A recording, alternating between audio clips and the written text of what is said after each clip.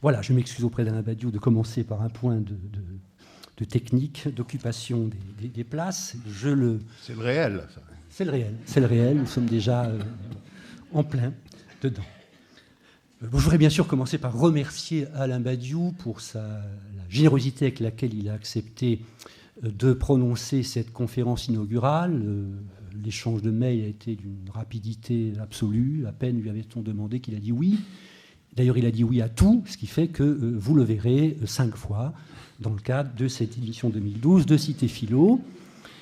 C'est le signe de sa générosité et puis aussi de sa fidélité à notre manifestation, et je tenais à l'en remercier. Présente-t-on Alain Badiou ? J'ai un peu de scrupule. Il se présente lui-même très simplement comme philosophe, romancier et dramaturge. C'est sobre et ça dit tout, ou sinon tout, du moins l'essentiel. Dois-je évoquer son immense bibliographie ? Non, je ne le ferai pas. Nous en avons donné un petit extrait dans la plaquette. Je me contenterai de mentionner ce livre, Le siècle, paru au Seuil en 2005, puisque c'est dans ce livre que son propos d'aujourd'hui va prendre son départ. De fait, cher Alain Badiou, l'argument que vous nous avez adressé pour présenter cette conférence inaugurale, faisant une référence explicite à ce livre, Le siècle, j'ai pris le temps de relire soigneusement votre ouvrage. Et cette relecture m'a remis en mémoire le fameux mot de Hegel, selon lequel la philosophie, telle la chouette, se lève à la tombée de la nuit, ce qui revient à dire que le philosophe ne saurait prétendre penser son époque qu'au moment où celle-ci est sur son déclin, mais aussi que quelque chose de nouveau, mais de difficilement déchiffrable, est en train d'advenir.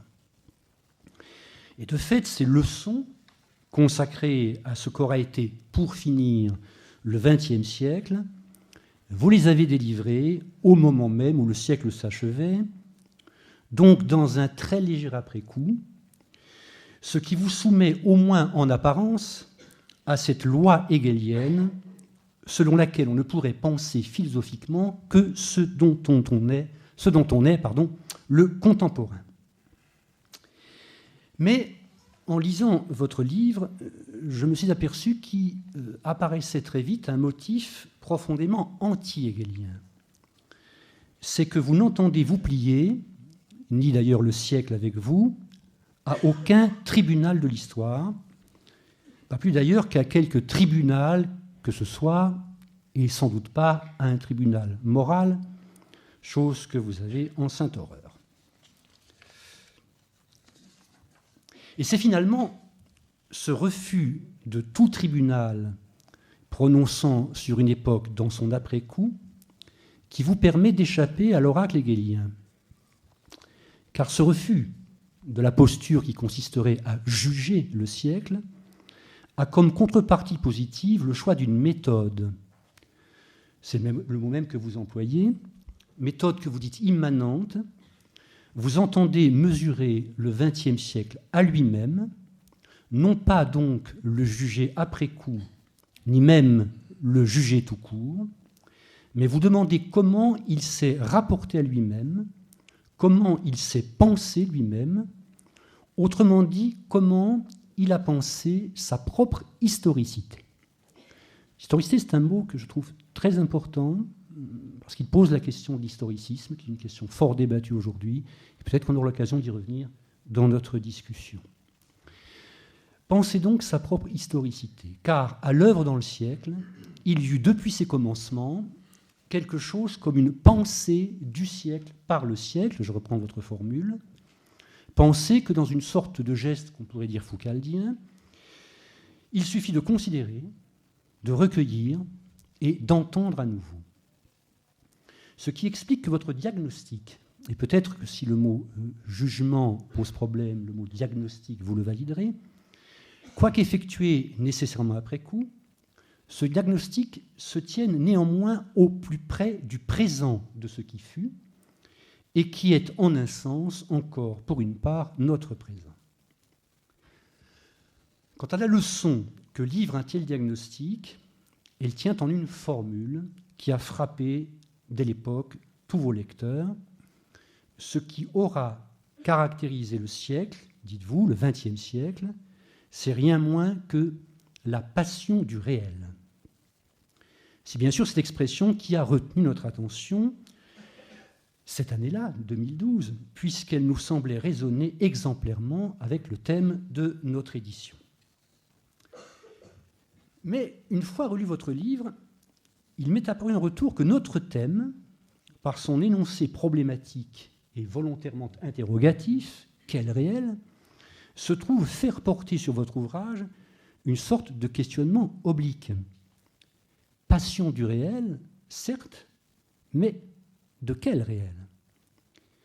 Je me contente, en ces considérations introductives, de formuler l'interrogation.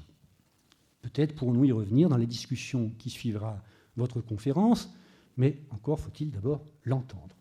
Et je vous donne de ce pas la parole. Merci beaucoup.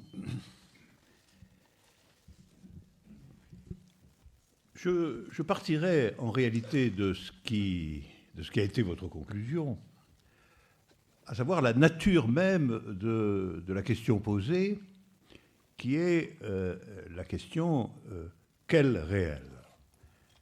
Quel réel pour nous ? Quel réel aujourd'hui ? Et la présentation générale que vous avez proposée pour cette question laisse entendre qu'aujourd'hui, le réel, comme mot, comme vocable, est essentiellement utilisé de manière intimidante. Nous devons nous soucier du réel, nous devons en un certain sens lui obéir, nous devons comprendre qu'on ne peut rien faire contre le réel, ou, les politiciens préfèrent ce mot, les réalités. Les réalités sont contraignantes et elles forment une sorte de loi à laquelle il est déraisonnable de vouloir échapper. Donc nous sommes dans une ambiance d'opinion très largement partagée, selon laquelle il existerait un réel, ou à tout le moins une réalité, qui vaudrait contrainte pour toute décision raisonnable dans le champ de notre existence collective. Oui. Alors, évidemment, on peut se demander qu'est-ce que le réel, quel réel, pour que le réel puisse être ainsi manié comme ce que j'appellerais un réel imposé. Non pas un réel trouvé, découvert, rencontré, mais un réel qui est sous un principe d'imposition et qui, par conséquent, exige, dans la plupart des circonstances, plutôt une soumission qu'une invention. Cette thématique du rapport entre soumission et invention va en réalité être mon orientation principale sous différents aspects. Alors, puisqu'il s'agit de quel réel, il faut commencer. Il faut commencer par précisément ce que vous demandiez, c'est-à-dire quel réel. Quel réel, ou j'y reviendrai aussi, qu'y a-t-il de réel dans le réel ? Enfin, quel est le réel du réel, après tout, finalement ? Alors, le problème, c'est que s'agissant du réel, il est extraordinairement difficile de savoir comment commencer. C'est précisément un des problèmes qui, depuis l'aube des temps, tourmente la philosophie, qui est comment commencer ? Comment commencer ? Et comment commencer de telle sorte que ce commencement vous ajuste ou vous approprie un réel véritable, un réel authentique, un réel réel. Alors pourquoi est-ce si difficile de commencer quand il s'agit du réel ? Parce que, en vérité, on ne peut commencer ni par le concept, l'idée, la définition, ni non plus commencer par l'expérience, la donnée immédiate ou le sensible. dès lors qu'il s'agit du réel. Alors, pourquoi on peut argumenter cette double impossibilité? Si l'on entend commencer par la définition, le concept, l'idée, alors on va aussitôt construire quelque chose dont il sera aisé de montrer que c'est une perte ou une soustraction du réel. Comment en effet puis-je rejoindre le réel, rencontrer l'épreuve du réel, du vrai réel, si je me suis justement installé de façon décisoire dans ce qui accepte d'exister sans épreuve du réel, à savoir justement l'idée, le concept ou la définition. La simple réalité du concept ne peut valoir comme une authentique épreuve du réel, puisque précisément le réel est supposé être ce qui n'est pas immédiatement réductible à ma décision de penser. Alors ça, c'est une objection très importante et très constante dans l'histoire de la philosophie, qui est que la philosophie manquerait en réalité le réel ou manquerait de réel parce que dans sa façon même de commencer, elle l'aurait en réalité raturé, oblitéré, dissimulé, et qu'elle aurait ainsi rendu en réalité impossible de le rejoindre dans le moment même où c'est la tâche qu'elle se proposait. Et pour en revenir à mon point de départ, dans ces conditions-là, à défaut d'une épreuve du réel, le réel comme imposition va demeurer. Le réel comme imposition va demeurer. La puissance d'intimidation de l'usage du mot réel va arguer précisément du concret. Elle va s'opposer à la manie idéalisante, qu'on appelle en général aujourd'hui une utopie criminelle, ou une idéologie désastreuse, ou une rêverie archaïque. Beaucoup de noms.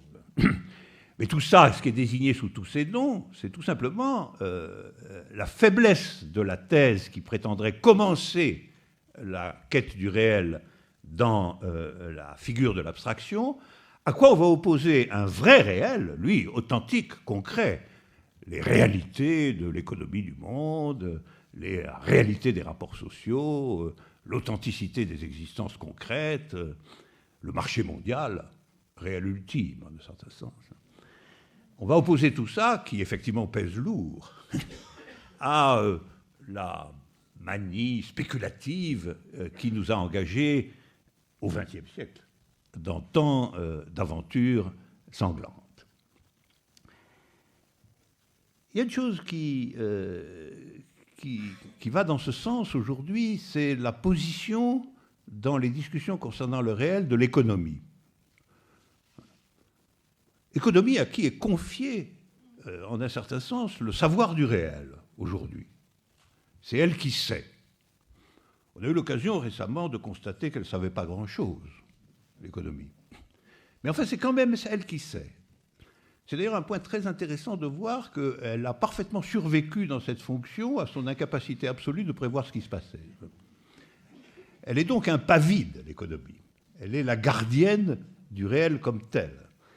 Elle est, et ça, on ne la déracinera pas de ce point, parce qu'en effet, pour des raisons sur lesquelles on reviendra aussi, l'économie est en effet dans le statut du savoir du réel, du point de vue de la société telle qu'elle est, du point de vue du réel de notre société. Et alors, justement, ce qui est très frappant dans l'économie considérée comme science, comme savoir, c'est que tout ce qu'elle prononce sur le réel, même quand elle énonce que ce réel est voué à la crise, voué à la pathologie, voué même éventuellement au désastre, tout ce qu'elle énonce ne produit aucune rupture avec la soumission subjective à cette réalité. Autrement dit, ce que l'économie dit, prévoit ou analyse quant à l'économie, considérée comme lieu du réel, n'a jamais fait que valider sous nos yeux le caractère intimidant de cette conception du réel et de nous y reconduire. De telle sorte que lorsque ce réel paraît défaillir, se montrer comme une pathologie pure, dévaster le monde ou les existences, et que les économistes eux-mêmes y perdent leur latin, la souveraineté de cette intimidation par le réel économique, non seulement n'est pas réellement réduite, mais elle est augmentée. Elle trouve un nouvel impérium, et les économistes trônent de façon encore plus souveraine avant qu'après. Ce qui prouve bien que c'est des gens qui ne se laissent pas destituer. Et ils ne se laissent pas destituer de quoi ? Eh bien, précisément du gardiennage du réel qui est le leur.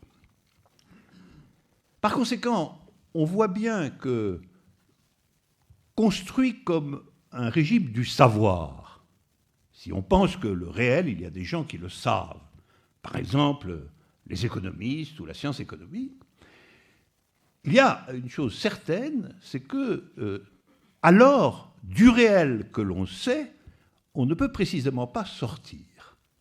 Ça, c'est une leçon extrêmement intéressante. C'est que l'économie comme telle ne nous enseigne d'aucune façon comment nous pourrions sortir de la conception intimidante et finalement oppressive du réel à laquelle cette économie, finalement, dévoue son développement et sa science. Alors ça, c'est très important parce que la question du réel, c'est aussi, et par nécessité, la question de savoir quelle relation on a à lui, et en particulier s'il fonctionne comme un impératif de soumission ou s'il fonctionne et peut fonctionner comme un impératif qui ne soit pas un impératif de soumission. Donc on peut dire, la question du réel, la question philosophique du réel, c'est aussi, et peut-être surtout, la question de savoir si, étant donné une proposition selon laquelle le réel est contraignant, peut-on ou ne peut-on pas modifier cette donnée de telle sorte qu'on sorte de l'univers de cette contrainte. Il semble bien qu'aucune forme du savoir, à proprement parler, ne soit en état de proposer cette sortie. Alors vous voyez, évidemment, on pourrait faire là une brève excursion du côté de mon cher Platon, parce que le motif de la sortie est un motif majeur de l'allégorie de la caverne. L'allégorie de la caverne nous représente, en un certain sens, un monde clos sur une figure de la réalité qui est une fausse figure. C'est une figure du semblant qui se présente, pour tous ceux qui sont là, comme la figure de la réalité. Peut-être est-ce là notre situation. Peut-être que cette réalité économique, en définitive, est un semblant. Mais le point n'est pas là. Le point, c'est qu'il faut sortir. Pour savoir que c'est un semblant, il faut sortir. Et toute consolidation de ce semblant comme tel, toute consolidation savante de ce semblant, ne fait que nous fixer plus encore à notre place de victime de ce semblant, intimidés par la prétendue réalité de ce semblant, au lieu de pouvoir nous en affranchir. Tout cela, pour conclure ce point, revient à dire que ce n'est pas du côté d'un primat du concept de la science, du savoir, sous toutes leurs formes, que l'on peut réellement ouvrir un accès libre à la question du réel. Toutes ces figures, d'une manière ou d'une autre, convergent vers la maintenance de l'impossibilité d'une sortie, c'est-à-dire la maintenance, en vérité, d'une figure du réel maniée comme intimidation et principe de soumission. Alors évidemment, il a souvent été dit, et oui, c'est pas du tout ça qu'il faut faire. Le réel est du côté de l'expérience. Il n'est pas du côté du concept de la définition. Pour accéder au réel, il faut commencer par l'expérience sensible, le sentiment, l'émotion, la rencontre. Et c'est de ce côté que on va critiquer la vision conceptuelle du réel, un peu, pour prendre une référence philosophique bateau, un peu comme Kierkegaard critique Hegel, en fin de compte. Pour Kierkegaard, Hegel a manqué le réel pour les raisons que je viens d'expliquer, et pour revenir à ce réel, il faut partir de toute autre chose, c'est-à-dire de la subjectivité comme telle, elle seule étant capable de décrire ce que c'est que la rencontre du réel. Mais le problème aussi, l'objection que je ferai à cette vision, c'est que si quelque chose est totalement imprégné de la domination du réel comme intimidation ou comme soumission, c'est précisément notre expérience. Le monde sensible n'a aucune nudité particulière, il est totalement pétri, constitué par précisément des relations qui renvoient immédiatement à la dictature de cette figure du réel. Et par conséquent, on pourra soutenir que se confier purement et simplement à l'immédiat sensible, au sentiment, à l'émotion et à la rencontre, va en réalité consolider cette fois, non pas le régime de savoir du réel, mais son régime d'opinion. Ça va simplement nous reconduire au fait que notre perception, notre rencontre du réel, ce que nous prenons pour notre spontanéité libre et indépendante, est en réalité structuré de part en part par la figure du monde tel qu'il est, c'est-à-dire un monde précisément soumis à l'impératif du réel comme intimidation. Et de ce point de vue-là, on va avoir non pas un renvoi à un savoir aliéné dans l'objectivité intimidante, comme dans la première hypothèse, mais on va avoir en réalité une opinion qui sera indistinguable de l'expérience immédiate du réel, dans un monde qui est précisément structuré, lui, par cette dictature du concept de réel comme intimidation. Sur ce point, il y a quelque chose qui est très éducatif, c'est la fonction dans notre monde du scandale.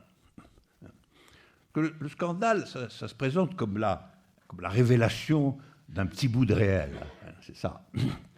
C'est-à-dire tout d'un coup, on apprend qu'un tel est allé chez un tel et on est ressorti avec une valise de billets de banque, et on a l'impression de toucher quelque chose quand même de plus réel que ce qu'il raconte d'habitude. Voilà.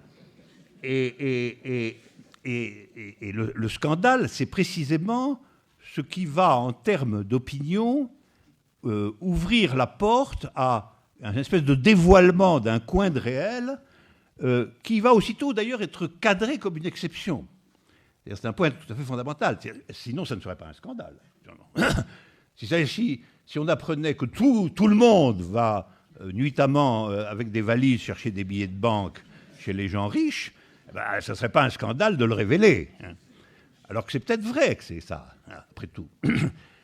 Mais le scandale, vous voyez, la structure du scandale, elle renvoie à cette deuxième conception du réel, selon laquelle c'est parce qu'on est tombé de façon sensible sur un petit coin de réel qu'on va pouvoir éduquer les gens dans la direction d'une émancipation de ce qui est dit qu'est ce réel.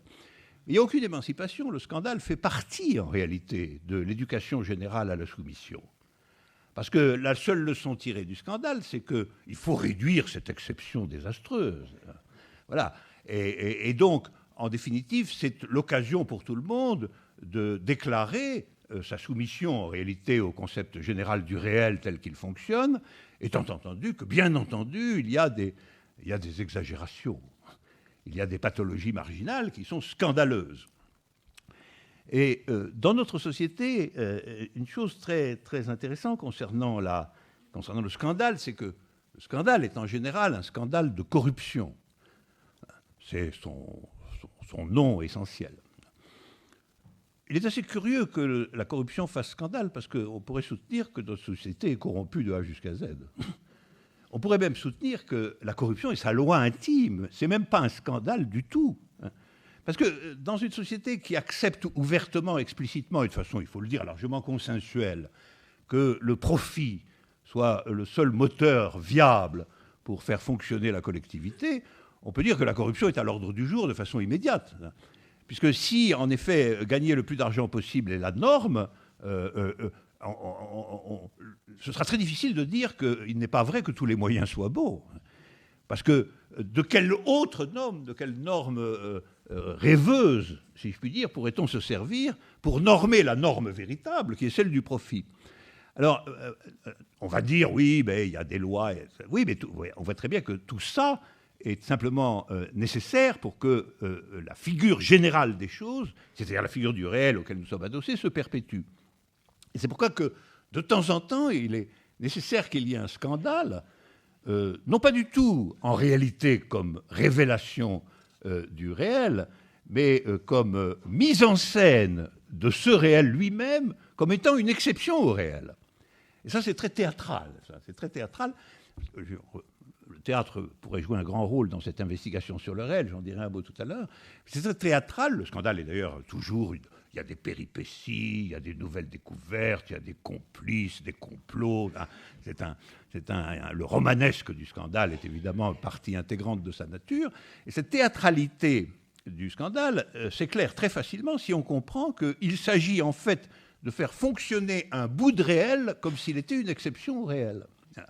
Et de le donner en pâture exceptionnelle à la visibilité générale de l'opinion pour qu'elle retourne en réalité fondamentalement à sa soumission à ce qui, au fond, est tout simplement la loi du monde, c'est-à-dire la corruption omniprésente.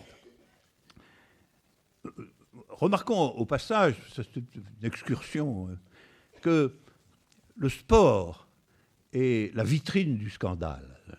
Le sport, il y a toujours des scandales dans le sport.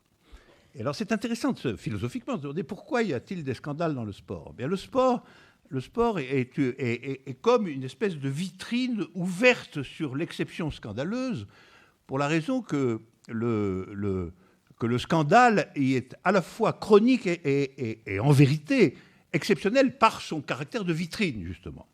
Et quand vous apprenez que tel vainqueur du Tour de France était shooté jusqu'aux oreilles et qu'on le destitue de ses 7 victoires, ce qui est une opération juridiquement extraordinaire. Enfin, il a vaincu 7 fois, mais 20 ans après, il est destitué de toutes ses victoires parce qu'il a pris de la bibine. Bon. Et on voit très bien qu'il y a une mise en scène relativement spectaculaire de ça, parce que le sport, lui, c'est ce que les gens se rassemblent pour regarder. Donc c'est pas comme ceux qui vont avec des mallettes clandestinement la nuit chez les gens riches, ça. C'est une chose que tout le monde a suivie et regardée. Et quand il y a le scandale là, on a la corruption sous sa forme, en quelque sorte, publique.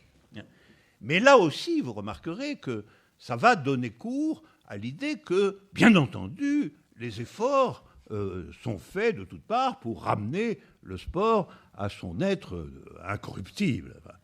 Alors que, en réalité, si on est dans les coulisses du sport, on sait que c'est un domaine particulièrement corrompu, tout simplement parce que l'argent qui y circule est beaucoup trop considérable pour être innocent.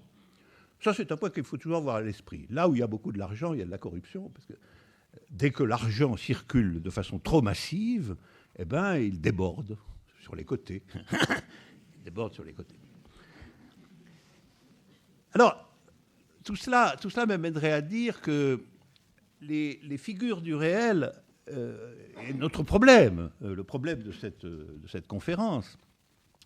C'est que, précisément, on ne peut pas commencer par une définition rigide du réel qui se construirait philosophiquement à distance de toute épreuve effective, mais qu'on ne peut pas non plus commencer par se laisser prendre à l'idée d'une rencontre de l'exception, d'une rencontre sensible de l'exception qui nous ouvrirait tout à coup la porte du réel, parce qu'il y a une structuration d'opinion dans la forme notamment du scandale, mais il y en a quelques autres, qui barricadent, si je puis dire, ce type d'accès à un petit bout de réel comme révélation décisive. Alors, on pourrait dire qu'on ne peut pas aborder le réel comme s'il était une part de l'objectivité scientifique, formelle ou expérimentale, parce qu'on en fait à ce moment-là un objet théorique qui semble construit par sa rationalité plutôt que révélé par elle. Et puis, on ne peut pas non plus basculer du côté de la pure évidence subjective parce que ça indexe le réel à un régime d'opinion. Alors donc, vous voyez, normalement, je ne pourrais pas commencer du tout. Bien que je parle depuis un bout de temps déjà, mais ne pourrais pas commencer du tout, sinon commencer en diagonale. Alors c'est ce que je vais faire, c'est-à-dire je vais ordonner les choses à partir d'une anecdote, premièrement, deuxièmement, une simple maxime théorique, une définition, et puis, troisièmement, à partir d'un poème. Voilà. Donc une anecdote, une sentence et un poème. Alors commençons par l'anecdote. Cette anecdote est extrêmement connue parce que c'est la mort de Molière. Imaginons ça, la mort de Molière. Alors, Molière meurt, comme vous savez, au moment où il joue le malade imaginaire. Alors, vous voyez se pointer une fable, là. Il meurt d'une maladie bien réelle, lui, au moment où il joue le malade imaginaire. C'est-à-dire que la maladie réelle, qui va se signifier dans la mort de Molière, se découvre à l'intérieur ou à propos ou dans les conditions du semblant de la maladie. Donc là, c'est sûr qu'on a une espèce de frottement tout à fait particulier du réel et du semblant dans la figure du théâtre, c'est là qu'elle revient, et qui fait que la maladie mortelle qui va emporter Molière va se manifester au cœur même du semblant, c'est-à-dire au moment où Molière est en train de jouer réellement, après tout, parce que le jeu est aussi réel, au moment où il joue réellement le semblant du malade. Alors, on pourrait dire ça. Alors, en plus, c'est très frappant parce que, semble-t-il, il a fallu l'emporter. Enfin, la représentation est partie en débâcle. Évidemment, les spectateurs confrontés tout d'un coup à cette mort réelle qui se surimposait à la maladie imaginaire ont été très frappés. Alors, on pourrait dire ça. Là, dans cette anecdote, le réel, c'est ce qui déjoue le jeu.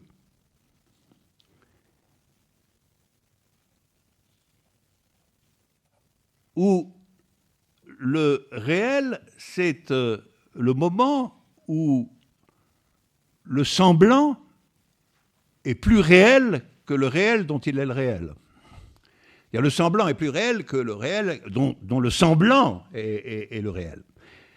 C'est que le malade imaginaire est joué par un malade réel. Et la mort de l'un emporte l'impossibilité de la mort de l'autre. Et donc là, on a une dialectique du semblant et du réel qui est tout à fait intéressante parce que le réel va surgir, avec une violence d'ailleurs extraordinaire, au point même de son semblant, au point même où c'est d'un malade imaginaire qu'il s'agit. Alors, on pourrait dire ceci, le réel, dans ce cas, c'est ce qui vient hanter le semblant. C'est une sorte de hantise du semblant, à savoir, là, la mort vient frapper le personnage du malade imaginaire, tel que l'acteur réel Molière joue le personnage, et le réel vient aussi hanter non seulement ce semblant-là, le personnage du malade imaginaire, mais aussi le semblant de ce semblant. C'est-à-dire l'acteur Molière, faisant semblant d'être le malade imaginaire, c'est-à-dire faisant semblant d'être le semblant de la maladie. C'est très frappant de voir que celui qui est en train de faire semblant du semblant de la maladie meurt d'une maladie réelle. Alors, on pourrait tenter une généralisation de cette anecdote, de la relation, là, extrêmement étroite, de cette relation dialectique, en fait, extrêmement étroite et difficile entre le réel et le semblant. On pourrait dire ceci. On pourrait dire que tout réel s'avère, en fait, dans la ruine d'un semblant. C'est-à-dire qu'il n'y a pas d'accès direct, intuitif au réel, il n'y a pas d'accès conceptuel direct au réel, il y a toujours cette nécessité indirecte que ce soit dans la ruine d'un semblant de ce réel que le réel puisse se manifester. Autrement dit, le réel n'est acquis que si on le démasque. Là, je continue la métaphore théâtrale. Dire le réel, tel le philosophe d'après Descartes, croit-on, le réel s'avance masqué et on est obligé de tenir compte de ce qui s'avance masqué pour y avoir accès. Donc, il faut le démasquer, mais vous voyez qu'il faut le démasquer en même temps qu'on tient compte du réel du masque lui-même. Après tout, c'est Molière qui meurt, faisant ainsi surgir le fait que c'est bien joli la maladie imaginaire, mais il y a aussi la maladie réelle. Mais il le fait surgir à partir du semblant qu'est la maladie imaginaire, mais aussi en tant que lui-même est le porteur de ce semblant, en tant qu'acteur. Et donc, le réel, ça serait toujours quelque chose que l'on démasque, ou auquel on arrache son masque. D'ailleurs, ce serait toujours au point du semblant qu'il y aurait une chance de trouver le réel, en fait. Étant entendu qu'il faut bien aussi qu'il y ait un réel du semblant lui-même, que le masque existe après tout, que le masque a un réel à sa manière, et que donc on aboutit à la conclusion très singulière que, en définitive, tout accès au réel, l'expérience du spectateur qui voit tout ça dans le théâtre au XVIIe siècle, mais alors plus généralement quiconque fait l'expérience du réel, alors véritablement pour son propre compte, c'est toujours arracher un masque, mais arracher un masque, c'est toujours au fond, d'une part, être effectivement dans la distinction entre le réel et le semblant, mais aussi assumer qu'il y a un réel du semblant, qu'il y a une réalité du masque. Ce qui se dira, tout accès au réel en est la division. C'est-à-dire qu'il n'y a pas d'accès au réel qui n'en soit la division. Il n'y a pas le réel et ce qui n'est pas le réel. Tout accès au réel est immédiatement et de façon nécessaire un accès divisé à ce réel. Et comme c'est une division, ça relève de l'acte. C'est-à-dire c'est l'acte de cette division par lequel le semblant est arraché et en même temps identifié que l'on peut décrire comme étant le processus d'accès au réel.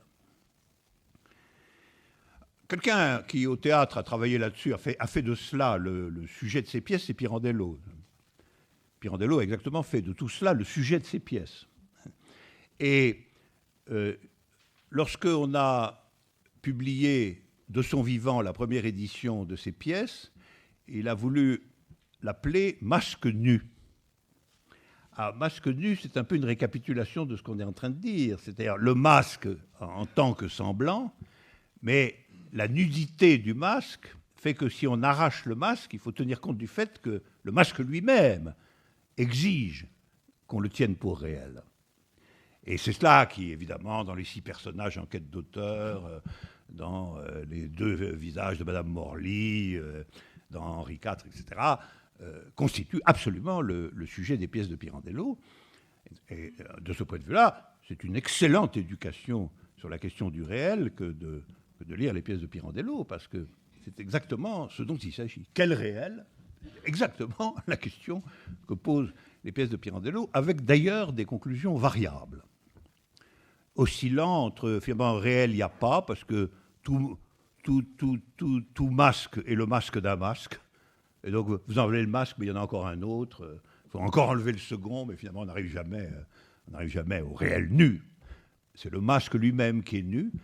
Oscillant entre ça et puis d'autres perspectives plus optimistes dans lesquelles, finalement, à travers le semblant, quelque chose de réel vient s'affirmer.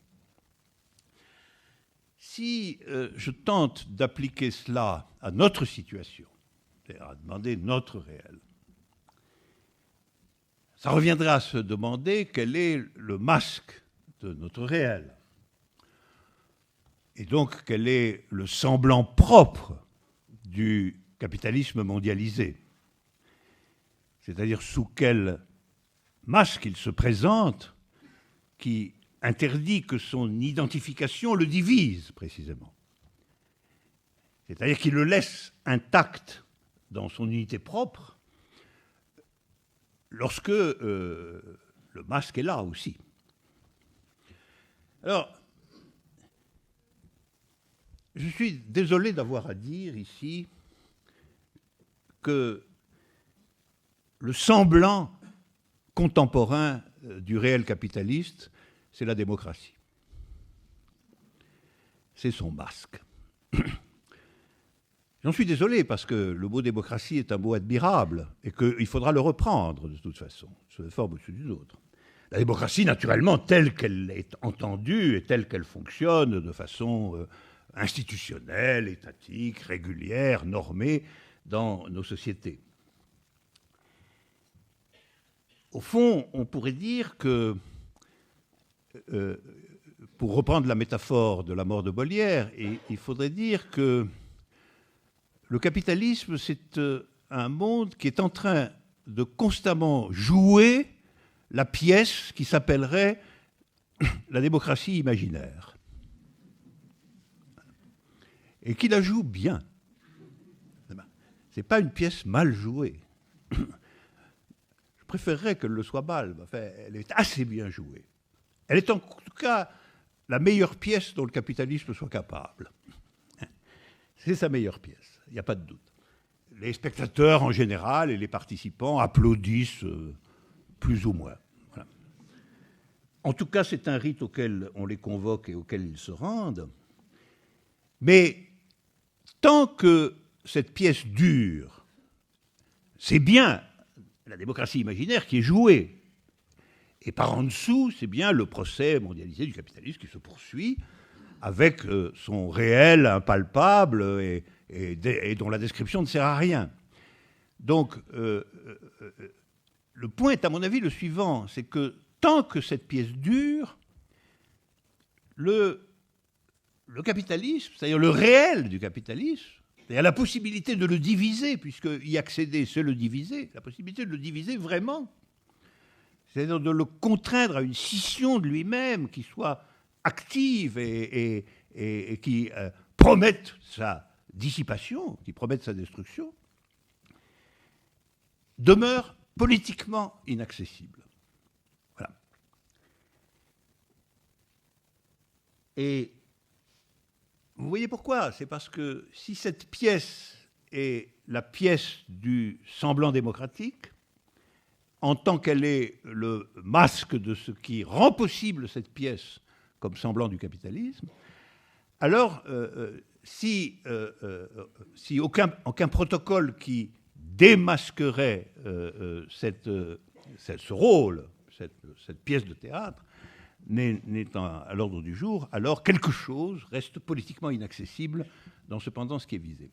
Autrement dit, disons-le tout net, l'accès au réel du capitalisme, ça serait inévitablement le procès de construction de son réel, d'accès à son réel, par une division constitutive de caractère finalement politique.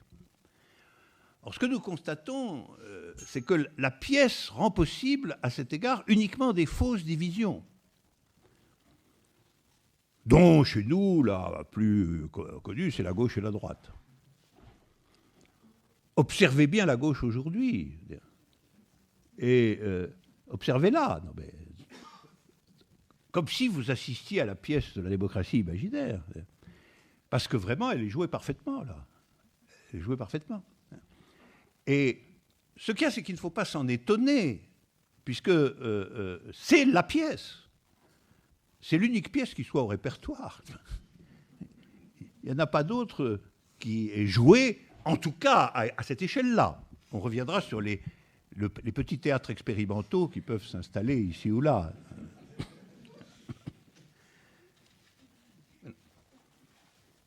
Et lorsque le gouvernement décide de donner 20 milliards au patronat, sans compensation aucune, il joue la pièce. C'est même il la joue fortement, quoi. Il la joue avec conviction. Il la joue avec conviction. Mais il est là pour ça. Il ne faut pas non plus en faire une pathologie. Il est là pour ça. Que diable pourrait-il faire d'autre? Imaginons. Que diable pourrait-il faire d'autre? Mettons-nous à sa place.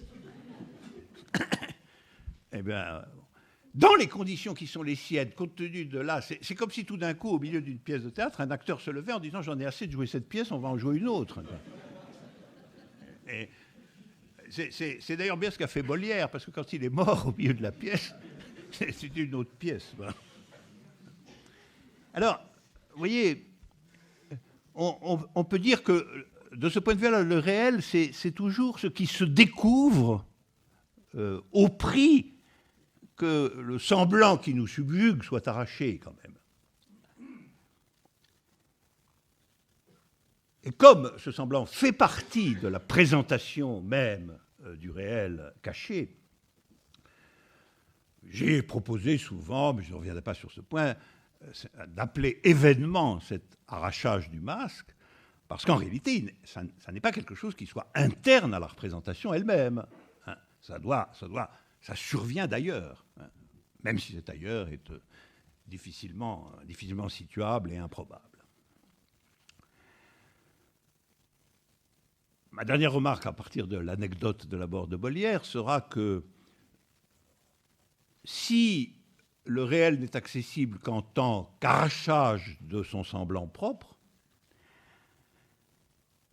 alors il y a nécessairement une certaine dose de violence dans l'accès au réel. Débat considérable, c'est pas comme vous savez, débat considérable. Il y a une dose de violence qui est, alors elle, dans l'anecdote de Molière, massivement présente. Hein. L'acteur s'effondre, crache le sang, etc. Mais c'est une métaphore. Mais il y a réellement et inévitablement une dose de violence parce que le rapport du semblant au réel fait partie du réel. Et que donc vous divisez le réel. Vous ne le laissez pas intact en face de vous. Ça n'est pas vrai. Tout accès au réel lui porte atteinte par la division inéluctable que vous devez en attendre. Voilà pour l'anecdote. Alors maintenant, pour la sentence, je vais l'emprunter à un de mes maîtres, Jacques Lacan, qui lui, il n'y allait jamais par quatre chemins, a proposé tout de go une définition du réel, mais une définition un peu sournoise, comme ça, qui était le réel est l'impasse de la formalisation. Le réel, c'est l'impasse de la formalisation. Au point où nous en sommes, qu'est-ce que nous pouvons faire de cette formule? Alors, il faut partir d'un exemple, puisque je ne veux pas partir du concept. Alors, l'exemple, c'est l'arithmétique élémentaire. Et quand vous comptez 1, 2, 3, etc., que vous multipliez, que vous additionnez. Bon. Chose absolument courante. Convenons de dire que vous êtes, de façon pratique, mais vous êtes quand même dans la formalisation arithmétique. Donc, le réel est l'impasse de la formalisation. Je prends cet exemple naïf de formalisation, la formalisation arithmétique, les nombres, le calcul, voilà. Et votre calcul est toujours fini, naturellement.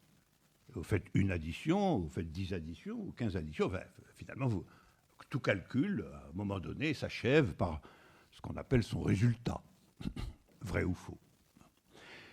Donc, vous êtes dans une formalisation, cette formalisation est réglée, tout à fait. Il y a des règles d'addition, des règles on les apprend tout petit.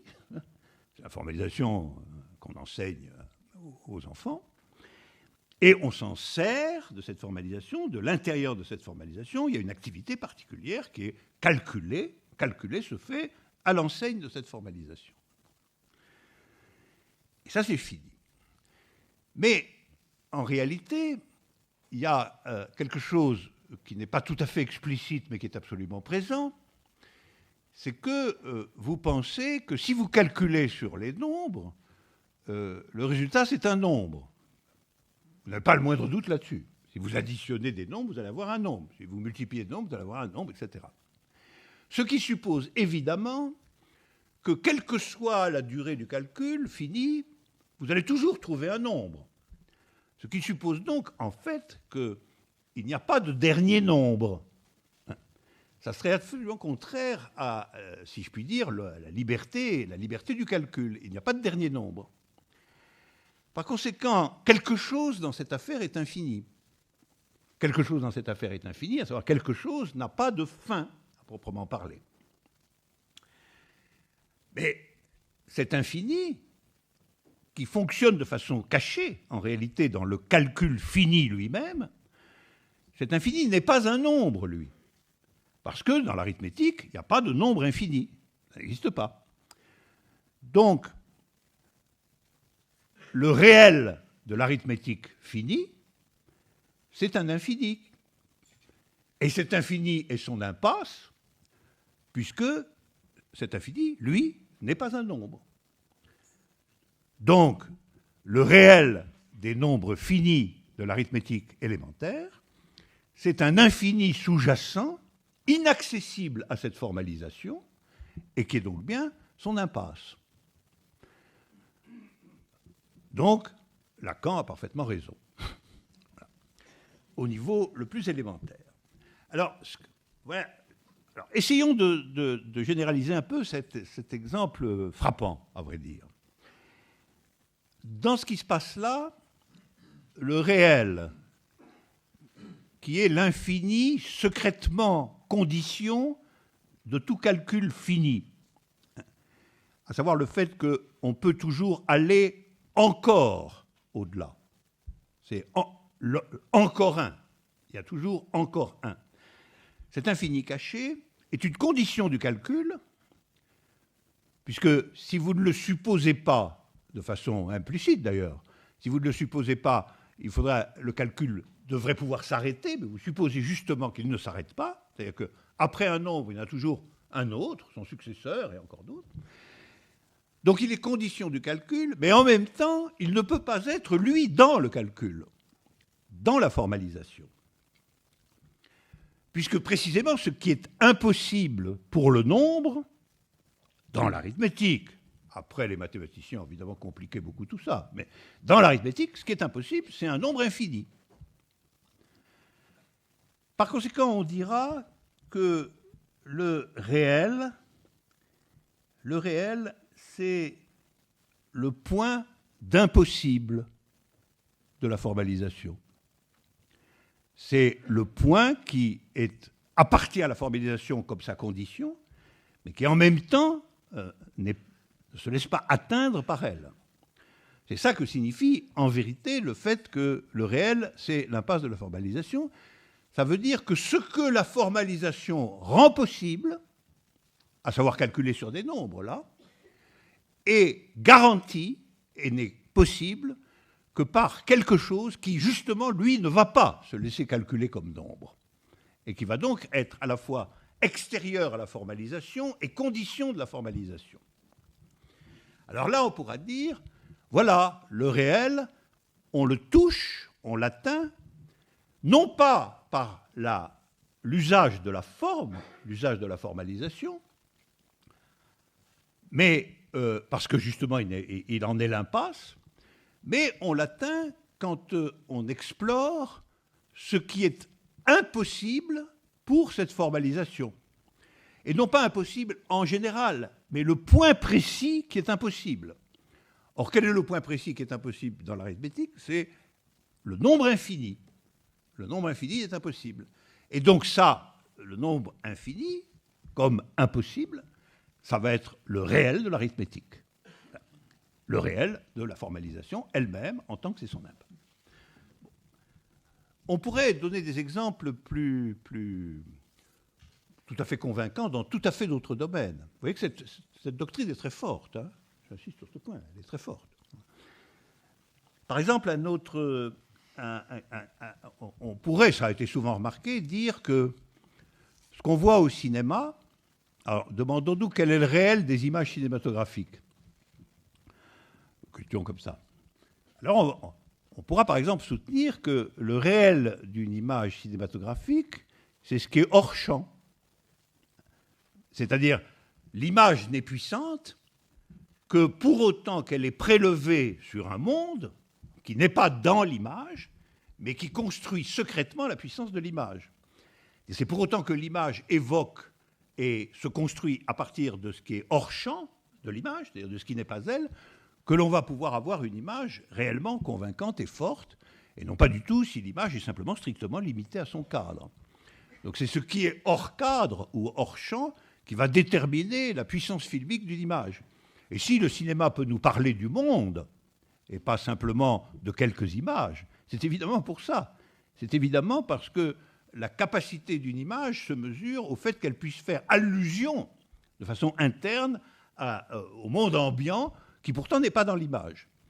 Et si on regarde de près ce que c'est que le cinéma, on s'aperçoit que cette question est décisive. Il y a qu'un grand cinéaste, c'est en réalité quelqu'un qui simplifie l'image jusqu'au point où, en réalité, c'est ce qui n'est pas en elle qui est le plus important.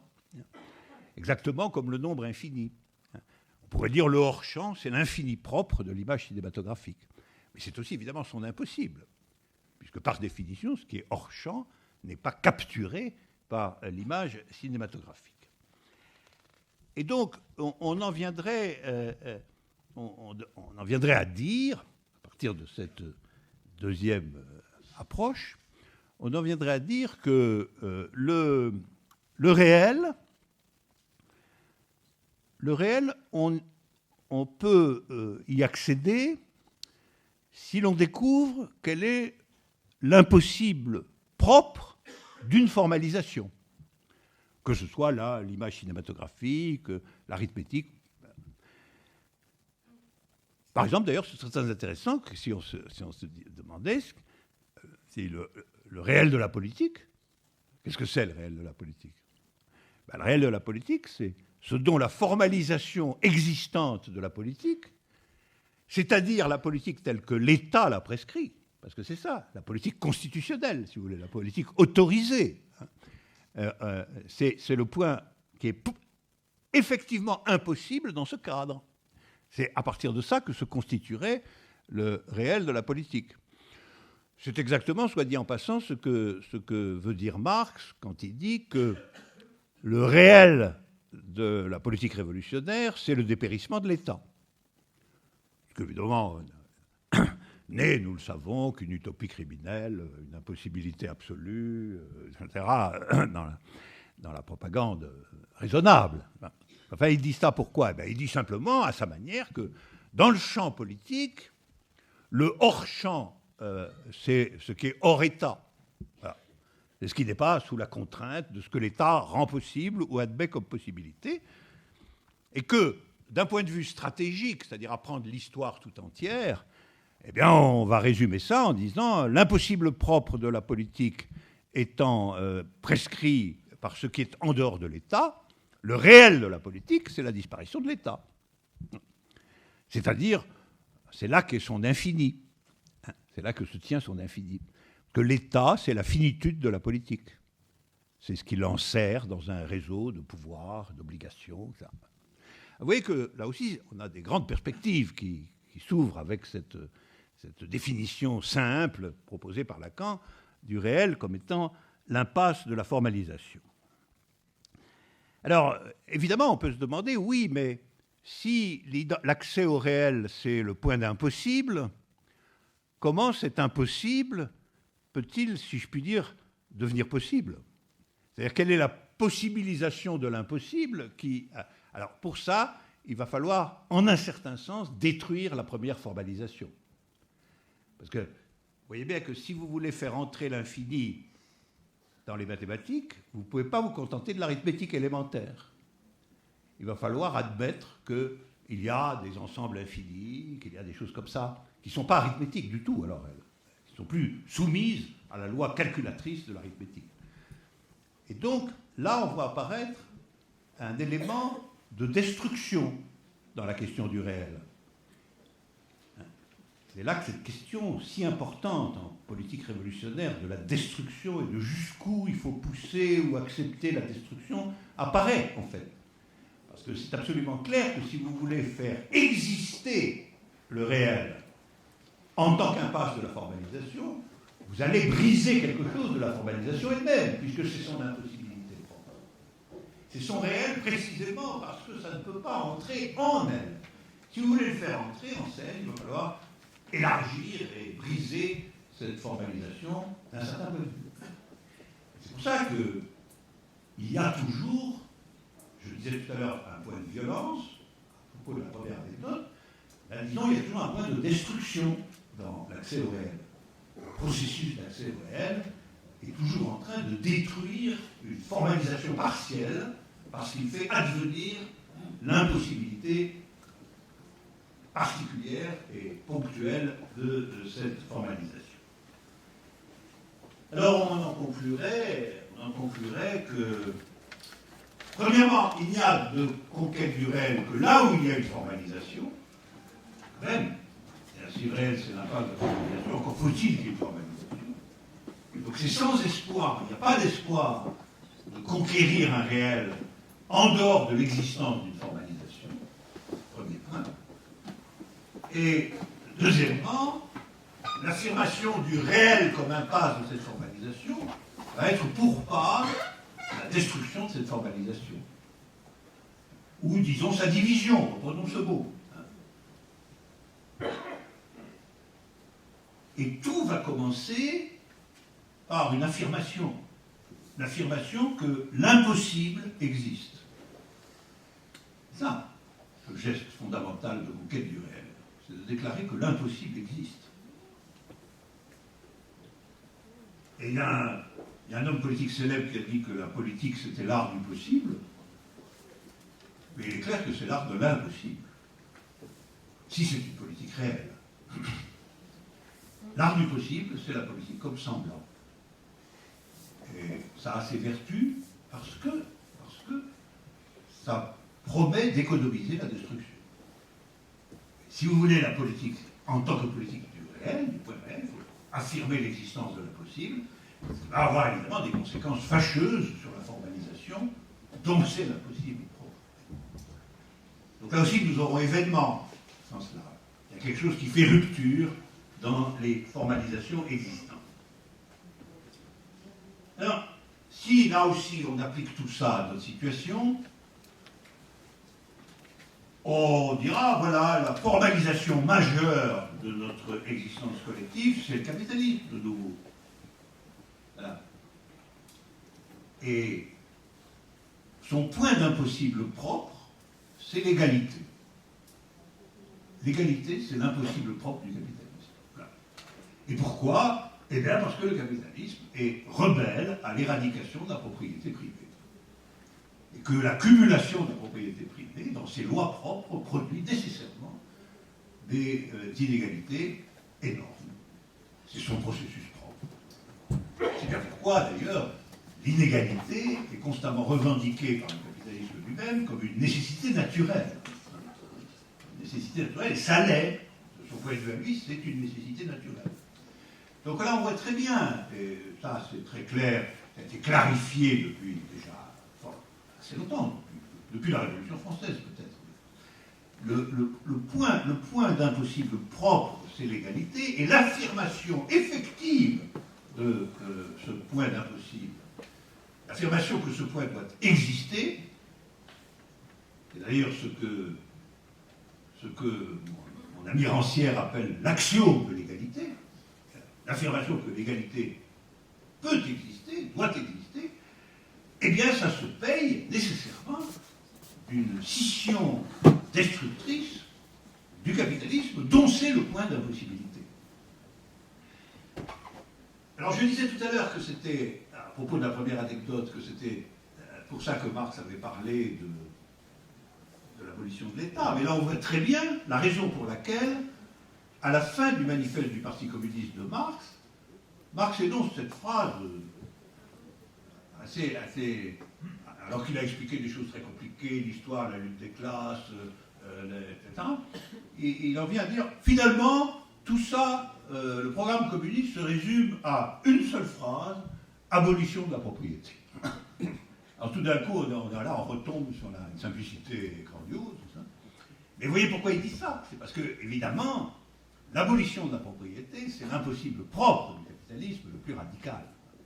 Parce que c'est là, c'est dans la maintenance ferme et inébranlable de la possibilité d'appropriation privée sans limite, de l'admission de la cumulation propriétaire sans limite décidable, que se situe l'impossible propre de notre formalisation contemporaine.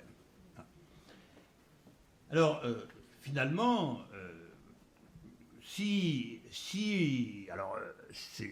qui dévoile le réel du capitalisme, c'est l'affirmation de l'égalité. Vous voyez. C'est-à-dire que l'accès au réel du capitalisme, c'est l'affirmation de l'égalité, c'est le processus d'affirmation de l'égalité. Ce n'est pas analyser le capitalisme, c'est décider, déclarer que l'égalité est possible. Et la faire exister autant que faire se peut, mais ça va porter évidemment des atteintes graves à son principe constitutif propre, qui est que tout le monde a le droit de cumuler des richesses. On ne voit pas comment on pourrait réglementer ça, même avec des impôts. Parce que si on voulait le réguler vraiment, on devrait dire ceux qui ont trop, on va tout leur prendre. Et déjà, quand on leur prend 75%, ils s'en vont en Angleterre. Alors, de ce point de vue, je prendrais le mot à Marx. On pourrait dire, de ce point de vue-là, communisme ramené à ce qu'en dit Marx, laissons de côté le XXe siècle, communisme ramené à ce qu'en dit Marx, c'est uniquement cela. C'est-à-dire, c'est affirmer l'existence du point d'impossible du capitalisme. À savoir, affirmer l'existence de la possibilité, considérée comme impossible du point de vue du capitalisme, de venir à bout de l'inégalité constitutive que la propriété rend inévitable. Et donc, communisme, revenons à notre sujet, communisme, c'est le nom d'un processus de mise à jour du réel du capitalisme. Avant toute autre chose, c'est cela. Parce que c'est ce qui affirme son point d'impossible propre. Et donc, c'est simplement la figure générique, peut-on dire, la figure la plus générale, le nom le plus général de la mise à jour de son réel. Alors maintenant, j'en viens à ma troisième entrée, qui est aussi la dernière, qui est le poème. Alors, le poème dont je vais partir est un poème de Pasolini, le grand cinéaste italien. Pasolini, je dis ça parce qu'il est maintenant, finalement, peut-être surtout connu comme cinéaste. Un poème qui s'appelle « Les cendres de Gramsci ». Alors, un mot sur Pier Paolo Pasolini, tout de même un petit peu moins connu que Molière. Pasolini a été connu comme cinéaste. Il a été connu aussi par sa vie extraordinairement tourmentée et qui s'est terminée par une mort atroce, un meurtre dans un terrain vague au bord de la mer, meurtre lié aux formes radicales du désir. Alors, déjà dans cette vie même de Pasolini, s'indique ce que j'appellerais le tourment solitaire d'une recherche désespérée du réel. Là, nous entrons dans encore une autre approche du réel qui est la subjectivation proprement dite. Et c'est pour ça que nous avons recours au poème, parce que le poème, c'est probablement l'expression la plus forte de la recherche du réel dans sa figure langagière. Il y avait chez Pasolini une pensée extrêmement violente comme ça, et un désir illimité. Et la combinaison de cette pensée violente et de ce désir illimité l'a mise tellement en porte-à-faux du monde tel qu'il était qu'il était lui aussi tout près du point d'impossible. Il a été tout près, poétiquement, du point d'impossible de son monde. Pasolini est un très grand poète. Certainement un des plus grands poètes des 30 ans qui vont des années 40 aux années 60, enfin à la fin des années 60, de ces décennies-là, 40, 50, 60. C'est un très grand poète de la période qui va de la guerre mondiale au soulèvement mondial de la jeunesse dans les années 60. C'est aussi la période qui va du communisme stalinien, de la solidité du communisme stalinien à son discrédit total et à son effondrement. C'est aussi ça, le parcours. Et c'est la raison pour laquelle Pasolini est absolument quelqu'un qui se demande poétiquement, c'est le sujet de ses poèmes, qui sont par ailleurs souvent des constructions gigantesques et très subjectivées, il se demande poétiquement exactement qu'est-ce que c'est que le réel de l'histoire. C'est ça sa question. Il y a l'histoire, mais qu'est-ce que c'est que le réel de l'histoire? Alors, vous savez qu'a été soutenu, il n'y a pas si longtemps, par Fukuyama, la thèse que le réel de l'histoire, c'était qu'elle était finie. C'était une thèse considérable qui pouvait peut-être argumenter d'un certain héritage hegelien, déformé, incompris, mais qui était une thèse sur le réel de l'histoire. Le réel de l'histoire, on pouvait maintenant savoir ce que ça avait été, parce que, avec le capitalisme mondialisé et l'État démocratique, on était au bout des choses, quoi. On était dans une formule qui pouvait finalement obtenir un consensus mondial si grand qu'on pouvait la constituer ou la valider comme une fin de l'histoire. Alors ce qui est très intéressant, c'est que dès les années 50, Pasolini a soutenu une thèse voisine. Il a soutenu qu'une certaine histoire avait pour réel d'être en train de finir. Ça nous intéresse, pas, parce que peut-être, en effet, avait-il raison, peut-être voyons-nous aujourd'hui, non pas du tout la thèse que l'histoire est finie, qui, à mon avis, n'a aucun sens, mais la thèse qu'une certaine histoire est telle que nous sommes à son point d'impossible propre, et que nous sommes donc à son point réel, et que, comme je vous l'ai déjà dit, si vous êtes au point d'impossible de quelque chose, vous êtes dans sa division destructrice. Donc peut-être sommes-nous au point où l'histoire va se défaire, telle que nous l'avons connue, telle que nous l'avons pratiquée, que l'histoire va se diviser comme dans un séisme, comme dans un tremblement de terre, et que nous repartirons dotés d'un certain accès au réel de l'histoire elle-même, en tant qu'opérateur de division de l'historicité proprement dite. Alors, donc, Pasolini dit quelque chose comme cela, on va voir comment, mais il ne dit pas du tout comme Fukuyama, qui s'assoit très confortablement dans le fauteuil de la civilisation contemporaine. Il le dit dans un tourment radical qui est le tourment de celui qui partage l'expérience terrible de ce réel divisé et devenu mortifère. Alors, Les cendres de Gramsci, c'est un poème qui date de 1954.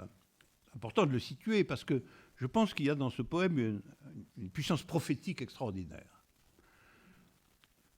J'ai toujours pensé qu'il y a deux choses qui sont prophétiques dans l'activité des hommes, c'est la poésie et les mathématiques. Les mathématiques parce qu'elles annoncent formellement des choses que personne n'a encore été en état de comprendre, et quelquefois des décennies avant qu'elles soient répandues. Et le poème parce qu'il est le lieu langagier d'une confrontation radicale avec le réel.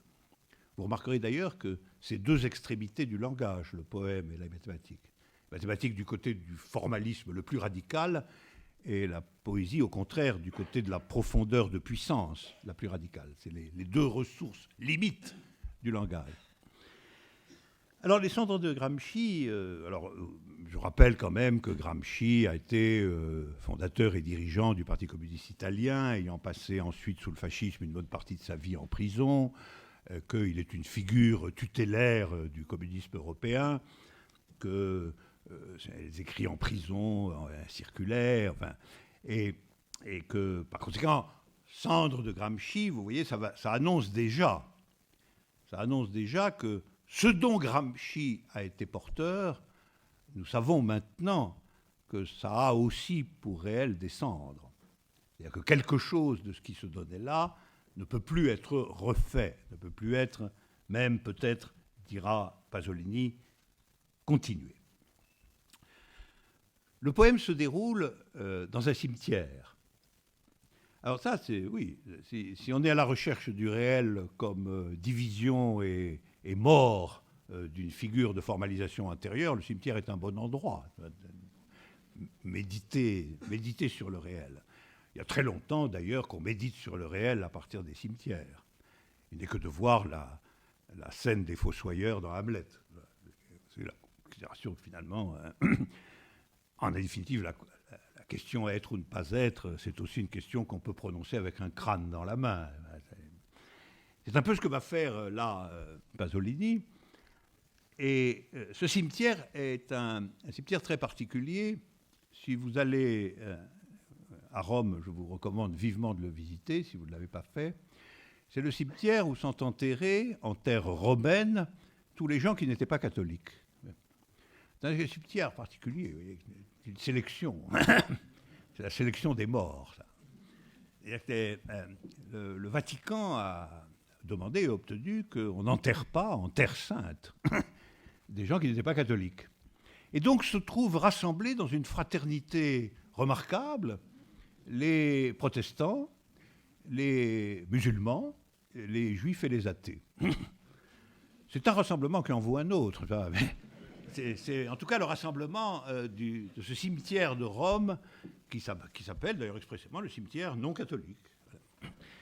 Et c'est là qu'est enterré Gramsci, si je puis dire, dans le secteur des incroyants. Alors, déjà, là, il y a un point de réel pour Pasolini, qui est cet écart que représente ce cimetière, cet écart que représente le fait d'être enterré là. Cet écart, au fond, est comme le symbole d'un exil. Et on peut soutenir que le réel est toujours dans la forme d'un exil, puisqu'il est l'impossible, ou puisqu'il est arraché le masque du semblant, il est toujours quelque chose qui nous éloigne de notre vie ordinaire, de notre vie commune. Le réel n'est pas du tout ce qui structure notre vie immédiate, il est au contraire il en est comme le secret. Et pour découvrir ce secret, il faut sortir précisément de la vie ordinaire. Il faut sortir de la caverne. Là, Platon l'a dit une fois pour toutes. Mais ces gens qui sont dans ce cimetière, ils sont déjà sortis d'une certaine manière. Ils ne pouvaient pas être exactement dans cette terre-là. On leur a concédé un petit bout exilé, si je puis dire, et non béni par le pape de cette terre sacrée. Et alors, il y a donc premièrement un exil national. C'est-à-dire, au fond, Gramsci n'est pas vraiment enterré en Italie, finalement. Il est enterré dans un endroit où, effectivement, d'ailleurs, il y a principalement des étrangers. Il y a Shelley, par exemple, le grand poète anglais, pas loin de Gramsci. C'est des gens comme ça, au milieu desquels on a mis Gramsci, l'incroyant.